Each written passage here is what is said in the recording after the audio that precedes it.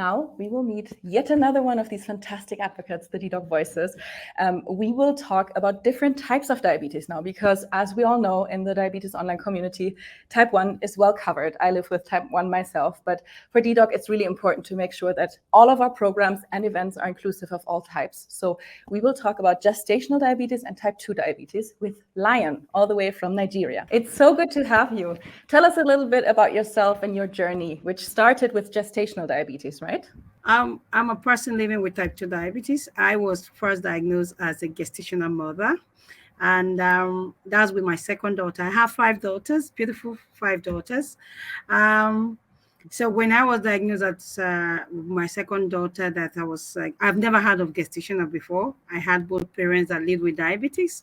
I nursed them till they died of old age, though still to complication of diabetes. But when I heard about it, gestation, I was like, what's that? And I was educated by my doctor that it means pregnancy induced diabetes. And he educated me. I live with it. And I had my second daughter. Third daughter I had, also, no, when I lived with it, it really disappeared. Like I was educated about it.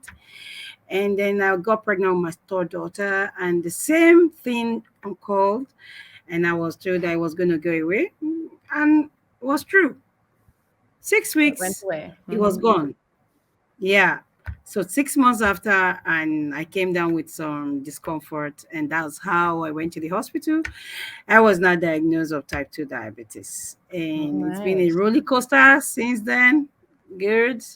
So that made me an advocate, because I now was very inquisitive. I wanted to know more about why women will have a gestational to go, and then after multiple births, you now come down with type 2. It became a thing for me, because I went through some discomfort. I went through a lot of backlash from the society.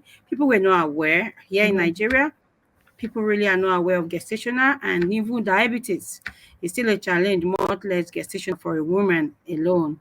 So it was a challenging one. Then living with type 2 diabetes also has been both happy. I'll call it happy and sad, because when you are faced with stigma and the lack of knowledge, even the healthcare givers, they don't know so much, or their support is not there, and the government non-participation made it so difficult.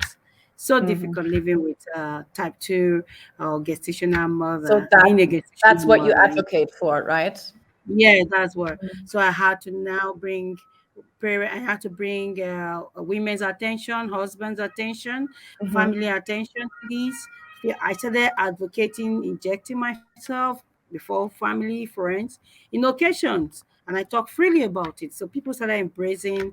Oh, really? Oh, diabetes is not a death sentence. Yes, it's not a death sentence. That's how I found it so. I had a support group that made it so easy for me, because my endocrinologist was very helpful. He educated me and made the journey look so simple. And I embraced it too, because I'm a very inquisitive person, and I wanted to change the negative narrative, because I lost my beautiful parents to this same condition. And I found that I wasn't alone. A lot of people were living with it, they didn't even know. A lot of women were losing their babies. They didn't even know that was the reason. In our society, in Africa, in Nigeria, women, when you lose your baby, there's what they say in Africa, that you are possessed with mermaid spirit. So that's why you're eating up your children. So a lot of women were stigmatized for that. So when I brought attention, women were not finding out that it wasn't, they were not spiritually. I mean, there's no black magic. It's just a disease. It's just a condition that happens, that they would have had their babies, if not that they didn't know. So can I ask, how do you go out and raise awareness? How does it work when there's these different thoughts and beliefs about this disease and this condition? I became the face. I put myself out there.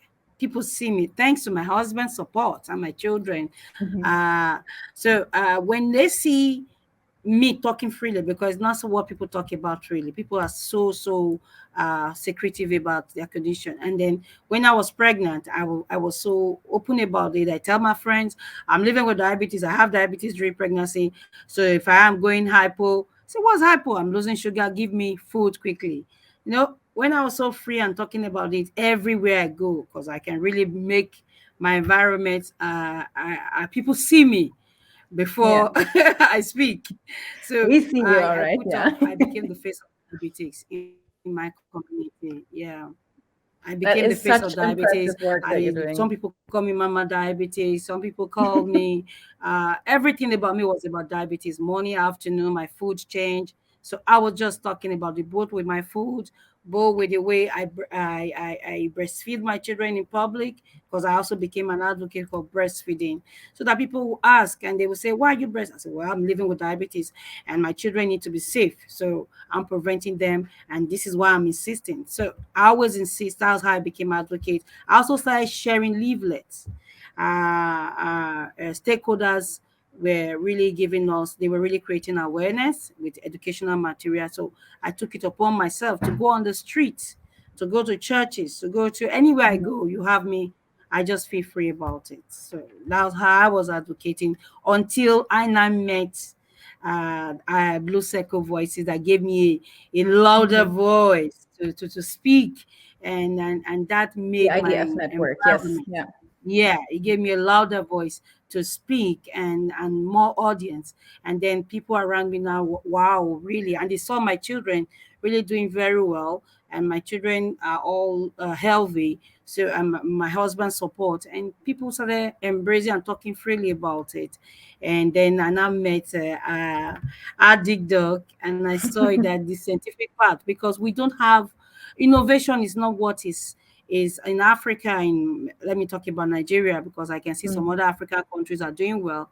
My government, lack of participation of my government does not bring innovation to us. So when I saw Addict Voice, I was bemused. I was so interested in what he was doing Mhm. online, bringing the Yeah. scientific, bringing our attention, and trying to merge, trying to bring us to the same environment. So I embraced it and I signed up. I first signed up 3 years ago. I didn't get the scholarship. Then 2 years ago, I was accepted. I was so excited. So that's a Yeah. good message for everyone listening as well. If you apply and it doesn't work out the first time, please keep applying. It does get very competitive because there's only so many scholarships to go around, but we're also at the same time working on many more things to offer to the dedoc voices in between conferences. So yeah, thank you so much for coming on. I'm in absolute awe of you Thank and you. your work. I love it. Mama Diabetes, I love that. So that's what we're going to call you from now on. Thank you. Thank you Thanks very so much. much. My pleasure. Thank you.